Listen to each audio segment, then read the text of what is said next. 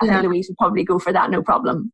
So that's another way of saving those people time. They still have to put it in their own text box on LinkedIn. So it's not like I send it to you and say, here's what I'd like you to say. And you say, yeah, that's fine, Louise, fire it up. You can't do that. You have to literally put it in yourself as the other user. And that's what really keeps the system, I think, very honest. Yeah. And trustworthy. Yeah, so absolutely. So here's a question, because you mentioned, on project close. So I do have a process because I'm a CRM nerd. So of course I have a process for onboarding and closing a client. One of my topics or my challenges is that these projects aren't closing. There's always a next phase scheduled, right? And I'm like, well, if we're working on a 4-month project and then I know I'm coming back in 2 months to help with, their onboarding a new staff or whatever's coming up. Yes. I tend to overlook the recommendations and think of it as something that's, I don't know, almost like a final parting ways retrospective, right? Rather than, could you just help me out and tell people about our work together? And I think part of it might be a mind block on my end, So if you think it from the other person's point of view, that they're investing in you and your services, they want to recommend you to other people because it gives them validity in the fact that they're spending money with you, if that makes sense. So actually, they would recommend you because otherwise, why are they working with you? Right. So, does that make sense? Right. So I think, honestly, it's how you ask. It would be... just say I would be brutally honest and say I'm working on my LinkedIn profile at the minute and I'm trying to build up my recommendations. And if that's something you'd be willing to give me, I'd really appreciate it. Yeah. Yeah. You ask people these things, I think.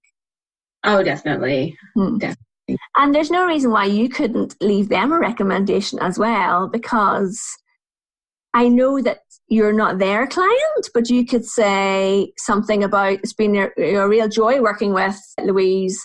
She's always on time. She delivers what she says she's going to do. I don't know, da-da-da-da-da.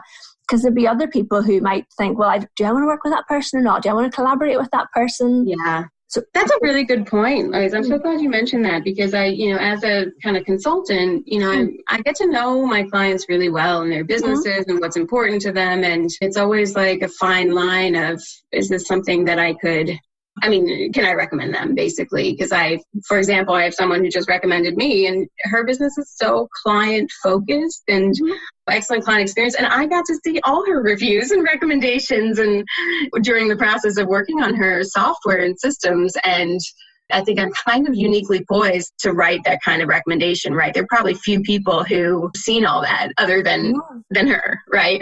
So that's a really good point. And if somebody is considering hiring that person, reading through the LinkedIn profile and seeing that they actually are really organized and efficient is going to give the third party more trust in your client. Right. Absolutely. I don't want to hire somebody who is I don't know what kind of like a CPA whose back end is all over the place and having a third party say that person's really organized and a joy to work with would make me think, oh, okay, then maybe that's the person I'll reach out to. Yeah. That's a really good angle. Thank you for that, Louise. I hadn't even thought about that. Excellent. That's good. Oh dear. Did you have another question, Sarah? I do. So what about the skills and endorsements section? Yes. I use this a lot in my kind of older corporate work. I have a lot there on IT project management and a lot of e-learning. So e-learning development, e-learning design. And now those are the top rated skills on my profile, which is sister. Fine, but what do I do with that? That's not... it's not, yes, the skills are transferable and, any system is system skills, right? But for my target audience, it's not the most relevant. So how can I fix that? So Sarah, we're in the same boat. Good. So before I niched down into focusing on LinkedIn, I did so much work on all social media stuff. And I have a lot of endorsements for general social media, and really only added in LinkedIn training as a skill probably literally in the last few months. I just hadn't really gone into that section too much. So my endorsements for LinkedIn training are really low. So I absolutely hear you. Yeah. But I think it is definitely an area of our profile that we both probably need to get a little bit more endorsement on the skills we actually want to be known for, because when somebody uses the search box on LinkedIn, the skills and endorsement section has quite a bit of power in terms of you rising to the top of, so someone typed in systems coach or something. Right. Or systems expert or something like that. And that was a skill that you had a lot of endorsements for, then you're going to rise higher to the top than other people. Right. So it definitely is important. Now, do you know that you can pin your top 3 skills in that section? I think so. I could come up with 3. I mean, I'd really like to, obviously there's some technical skills, but I'd really like to pull something up about client relationship or client relationship management, or something more about those skills I've developed. But yeah, that's a good point, a good question. I think it's a question of prioritizing, right? Because you're not going to list every single skill on done. You need to kind of be targeted about that and really strategic. Because you can choose up to 50 skills. So if there were skills that you have a lot of endorsements for that you don't touch at all anymore, came from your corporate world, you could deselect those skills. Maybe that might help. But pinning the top 3 that you want to be endorsed for to the top of that section would definitely be my first step.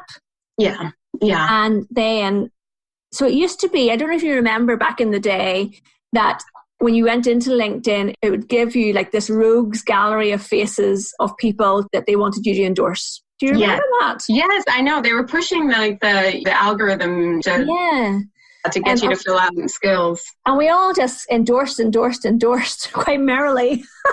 I know. And people who you'd never met endorsed you for things, and you thought, how do you know that I have that skill? You never met me. And I always find that I think that it got it went on too long and for too much time, and that actually it put people off. So people kind of don't even, it's a bit neglected now, I think. Yeah. But I think that it's an important section of our profile. And even though LinkedIn doesn't offer you up like 6 people to endorse every time you log in anymore, it's not a bad idea to, if you do see one of your colleagues or somebody you've worked with and you do go and endorse them for their top skills, they are quite likely to do it back to you. Oh, that's a good point. Mm-hmm. Yeah. So, and if you're in a group, so like you and I are both in a Facebook group together, and that's the kind of thing I think sometimes you think, would everyone please go and just help me out here and endorse me for LinkedIn training? It really helped me out. And if somebody else has something they want endorsed for, it'll take 5 minutes and go and endorse people for what they want to be endorsed for. It's not like those pods where you leave comments on people's posts to get them more visibility. Right. Maybe some people would think that it is. It's kind of a one-off thing that you might just go and do that helps out somebody and they do it back for you in return. It's tricky. That's really good. That's a really good, there's so many opportunities of people saying, hey, what do you need? And how can we help you? And it's such a nice, easy ask, right? Can you come in here and tell the world that what you already know about me? That would be helpful. When you're a podcaster and you say in your podcast, if you wouldn't mind leaving me a review on Apple Podcasts, well, for everyone who listens to this podcast, I'm sure they're going, oh, must do that. And you make it a little flirty. You get one a week. Because you are actually asking somebody to proactively go and do something for you. Right. And by the way, anyone who has left me a review on Apple Podcasts, thank you very, very much. I really appreciate it.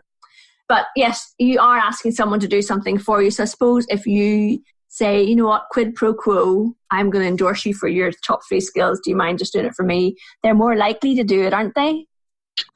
I think so. I think so. I totally agree. So I'm actually in your profile right now and I'm uploading your skills. We're talking.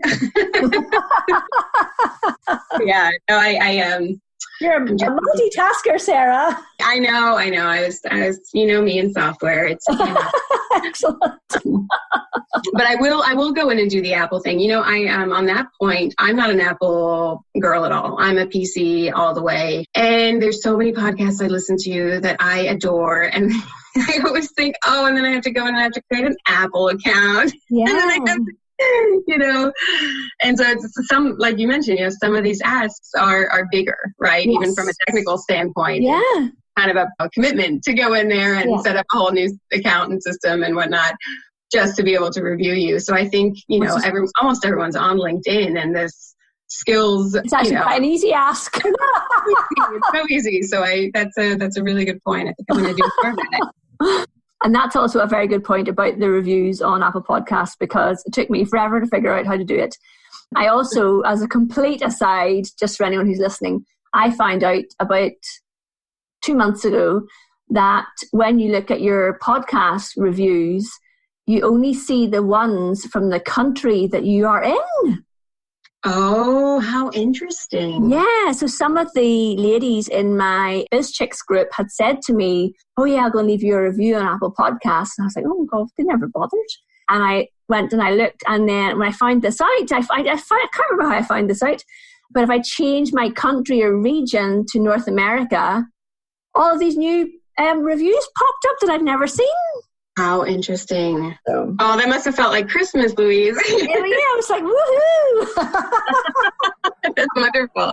But that's a good tip. They try to be so helpful, these softwares, and sometimes it's not showing you the full picture, Yeah. So then, of course, I went and tried to see if anybody in Australia had left me a review, and they hadn't, and I was all downhearted. Oh dear. Anyway, that was a very half empty moment, so it must be more positive. But good. So I had one last question for you. Yes. And it's about the business page. So I listened to your episode about how you need to have a business page, and I'm working on it. I'm going to get my team on there. I've got excellent. Some work to do there and content and whatnot. But what about reviews of a business? Yes. So we can't. So you used to be able to ask for company page recommendations on LinkedIn, but you can't anymore. Mm. So the recommendation tool is only for the personal profiles. Now, I have the underbeat of gossip amongst LinkedIn trainers suggests that there's going to be a lot more focus on company pages in 2020. So it'll be interesting to see if they make any changes to that. But at the moment, if a client gave your company a testimonial, it would be the old-fashioned way of literally you'd post it as an update, or, make a graphic in Canva or something. Yeah, just like repurpose that as content. Yeah. I mean, I've got recommendations on my LinkedIn strategy sessions page on my website. Mm-hmm. And one of them is, they're both from really strong candidates for making a recommendation or testimonial for me, and it's literally I've copied and pasted their testimonial. It's actually their LinkedIn recommendation, and it's the text and the person's photograph beside it. So I think if you put the person's name and their photograph, most people are going to trust that it's genuine. Right. But we can't actually request a recommendation in the way that we can for personal profiles as of our recording today anyway.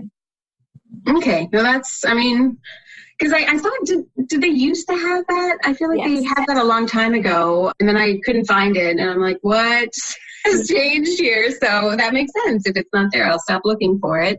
The other thing but LinkedIn is funny because, for example, I see a lot of consultants who have like a little box on their personal profile that says this person is, get in touch with this person. She's open for business for consulting on da da da da. I can't get that on my profile, and that's frustrating. Interesting. And company pages had an option where you could invite people to follow your page, and then they shut it down, and then they reopened it, and they reopened it about a month ago, and it only appeared on my page yesterday. So they roll these things out and they take them away. There's no announcements about anything. I know. It's changing so fast. It's so hard to keep. So one of my pet peeves with LinkedIn, and maybe you see this or maybe you know some